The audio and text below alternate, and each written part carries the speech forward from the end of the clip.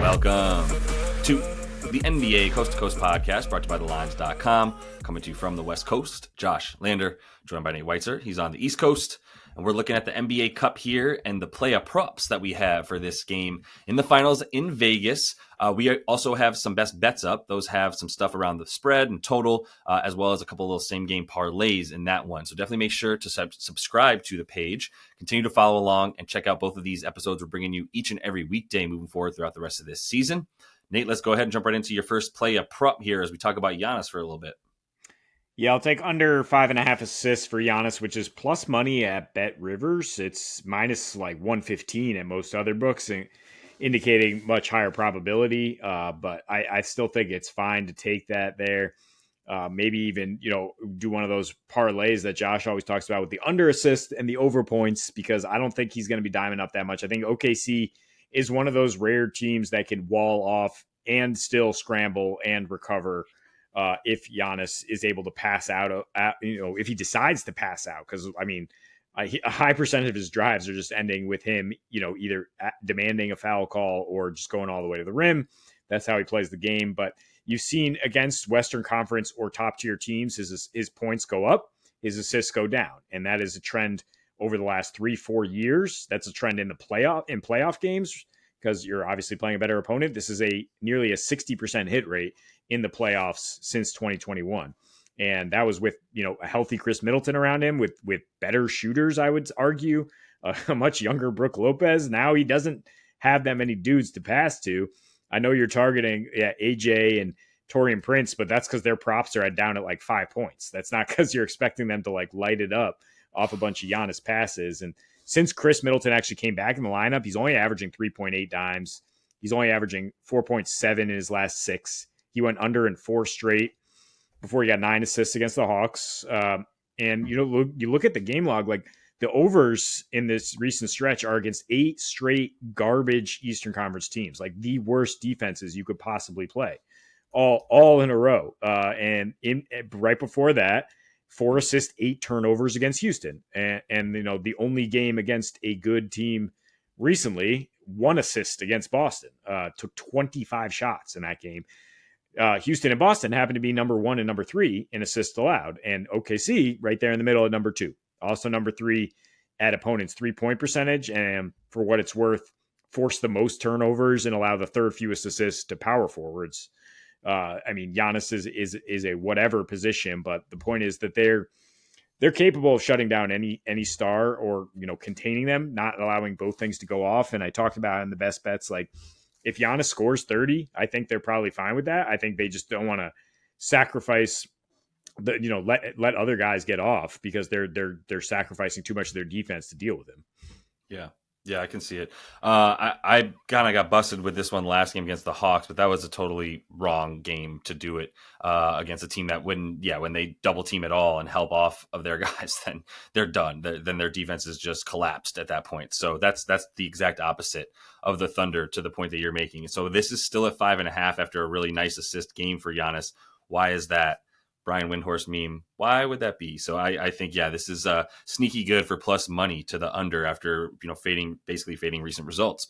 But also, by the way, not fading recent results, because before that, in the 3 games prior to the point you're making, like that was the norm. And then he stepped out of that against the bad Hawks defense. But I'll take an over for him. And this might be a nice little negative correlation play for you to take 12 plus rebounds or over 11.5 for him alongside, if you wanted to parlay it with the under on the assists. I would still just take this as a core bet. You can get it minus 115. And I'm attacking the rebounds for Giannis for a couple things. I think matchup is a big part of this. For starters, you are going to see Ihart and Brolo, and then I think you're going to see Ihart and Bobby Portis. Like, they're not going to put Isaiah Hartenstein on Giannis Antetokounmpo for a couple reasons. I mean, he's decently athletic, but that's not the dude that you're going to have on him. If Giannis is at the 3-point line and he gets ahead of steam, then Ihart's going to foul out in the first half, essentially, is what we're saying. So you do want to have a probably more likely J-Dub on him. But on the other side of the floor, but my point there would be Giannis offensive rebounds seem pretty likely. I think I'll take him in that matchup against Jalen Williams on both sides of the floor. But when they are on defense, if you look at kind of how they played, the one real game that he played last year against the Thunder, you look at the way that he played defense, and he was sort of guarding either just sort of a random dude that you didn't care about, occasionally Isaiah Joe, but more likely somebody playing closer to the basket. For a little bit, it was Poku, which made me happy to read that it was Pokushevsky for part of that game. But the point being, like, Poku is a good example of, like, yeah, we don't want you guarding anybody that either will tire you out or you could get fouls against. We just want you available to help on the drives and to also get the rebounds that are sort of loose and around, because that's the Thunder special, is like, if the ball doesn't get picked up at its apex, now you've just given up your advantage against Oklahoma City, who has a bunch of dudes that are 6'8" and scrappy as hell and are all very good at getting rebounds when they're not at the apex. But if you're a big center and you can get boards, then you're going to do that. And Giannis is going to be a little bit more free to be able to do that while Brolo and Ihart are actually battling, or when Bobby Portis comes in, he's battling. That's going to leave Giannis a lot more open. So this is one of the worst rebounding teams in OKC. They're the best defensive team, but they're one of the worst, if not the worst, rebounding team overall, even since Ihart came back. He's upped their rebound percentage a little bit, but it's still well under 50%. That's the one prop that I wanted to attack with Giannis that seems still really reasonably priced at 11.5. Yeah, I mean, I was thinking about that as well, just because gotta like under in this game. I mean, it's climbing slowly here, but like I was saying after the first two rounds here in the Cup knockout, is like, if it gets to 220 any game, like, you got to think strongly about taking the under, because these are intense games down the stretch. You're now dealing with the best defense in the league in OKC. So, I mean, that should just be a lot of rebounds available really on both sides, and kind of a choppy affair. But that being said, I will still add the rebounds to Isaiah Hartenstein. I hope I don't regret this, Josh. Maybe it should just be 14.5 points and assists is the under. But I'm going to say 26.5 points, rebounds, and assists. Giving you multiple outs basically is the idea here. Just kind of banking on a potential something going awry for Hartenstein, which is a big one, could be foul trouble. Like you're saying, if he gets cross matched onto Giannis just puts everybody into foul trouble. And his last three, Hartenstein has been at exactly 26 PRA against Giannis. He's lucky to only have 10 total fouls in those games. I mean, that's with the Knicks defense around him. He's asked to do a little bit more here as far as rim protection, and has done a really good job for OKC, but I mean, he was flying over his total every time, and it's kind of just really taking a dip here. He went under this in 4 straight prior to going over against Houston, because he got 21 points against Şengün. But like, Brolo ain't no joke, man. I on extra rest, I know he's old, but like, he can still protect the rim. The Bucks do not allow many attempts inside 5 to 9 feet right now. They hold opponents to 60% inside 5 feet, which is one of the best in the league. This has been their calling card for years now because of Brolo and the drop D, right? So Ihart, I mean, he's got that little push shot. Otherwise, it's just like, where are you scoring other than getting dumped down to? And well, he's gotten a ton of rebound chances because he's asked to. Like, he only has a 51% success rate on these rebound chances in the last 5. Like, he's not like a guy who's going to jump out the gym. He's now dealing with a very big team, like you mentioned, with Giannis, who can steal rebounds right away from him. And the assists have really dipped since he was kind of a facilitator. We're only talking about 5.5 potentials in these last 5 here. J-Dub and SGA both had a 30% usage rate and both 16 drives per game in these 2 Cup games. So they are taking the offense on their shoulders and not necessarily playing this kind of like high-low offense through Hartenstein, which we saw early when he came aboard. So just don't think he's going to be that involved offensively. And then at that point, you just need to avoid like a random 17 rebound game, which if you feel that might be coming, then just really do just take the points and assists under.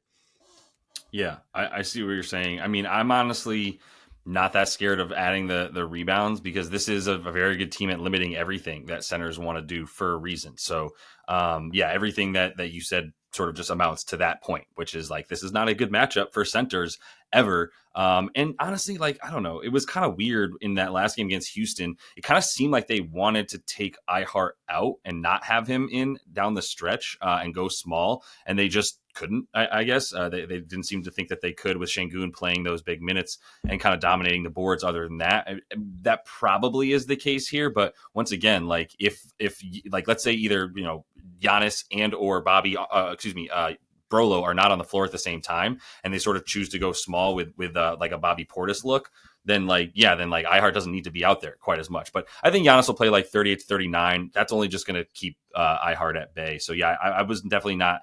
I just immediately like skipped over him. I was like, I don't want to deal with that. Like, he's awesome, heart and hustle and all that great stuff. It's just not a good matchup, so I don't need to put my money on it. But I do need to put my money on this man. That's AJ Green. I'm going to take him because you can still get him to make 2 threes over 1.5, minus 140 on ESPN. And there's a couple other spots. Like, I'm down to take this at like minus 140, minus 150, and just put 1.5 units on it to get back the full unit, essentially. But I also like a small ladder play for 3+. So however you want to split your units up here, obviously not recommending that anybody do more than the allotted 1 to 2% of your bankroll as your unit size.